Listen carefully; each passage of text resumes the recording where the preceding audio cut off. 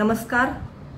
2016 रोजी पनवेल महानगरपालिकेची स्थापना झाली आणि ही महापालिका जबरदस्तीने जनतेवर लादली गेलेली महानगरपालिका आहे.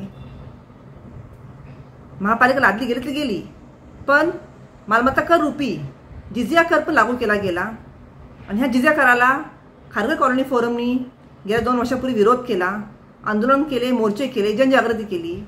ॲज अ रिझल्ट आज 9% लोकांनी टॅक्स भरलेला नाही आणि आपण हा अवाजवी, बेकायदेशीर, दुहेरी पूर्वलक्षी प्रभाव लावलेला कर त्याला विरोध करत आलेलो आहोत. आणि ह्याच्या विरोधामध्ये माननीय उच्च न्यायालयामध्ये आपल्या 5 याचिका दाखल होत्या. काही प्रश्नांचे उत्तर मी तर देऊ इच्छिते. टॅक्स तर घ्यावाच लागेल, फक्त तो वाजवी असावा.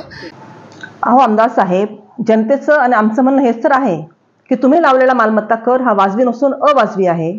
कारण सिडको महामंडळाचे तुम्ही चेअरमॅन होते.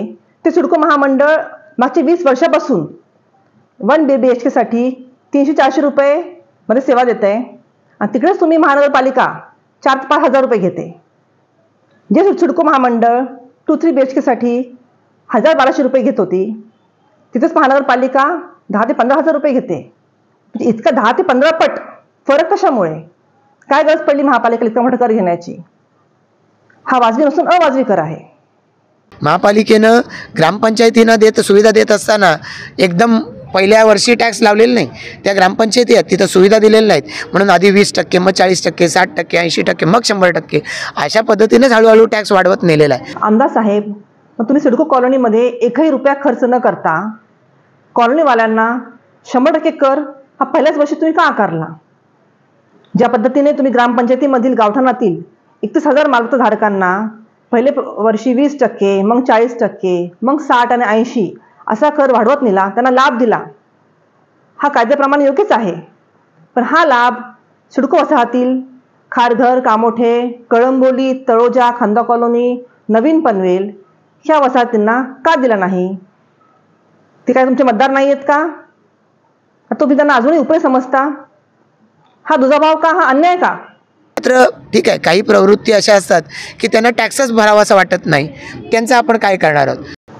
आमदार साहेब, मागच्या आठवड्यामध्ये पनवेल महानगरपालिकेने प्रेस नोट काढली होती, ज्याच्यामध्ये 2,80,000 मालमत्ता धारकांनी अद्यापपर्यंत कर भरलेला नाही असा उल्लेख होता.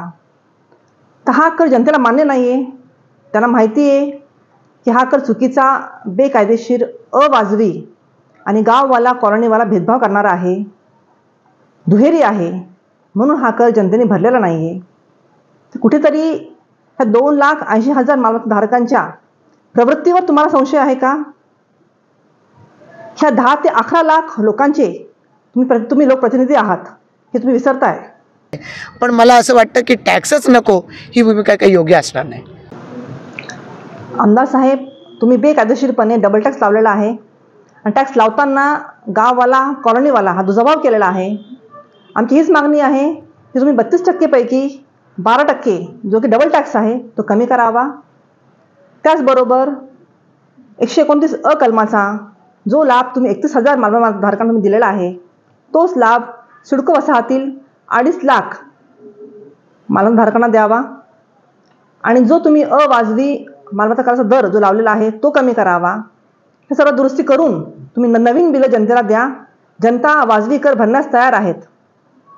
आणि हो, हे सर्व गोष्टी तुमच्या व महानगरपालिकेच्या अधिकारामध्ये येतात, म्हणून कुठेसुद्धा इथे महाराष्ट्र शासनाची परवानगी घेण्याची गरज नाही आहे, हे मी तुम्हाला आवर्जून सांगते.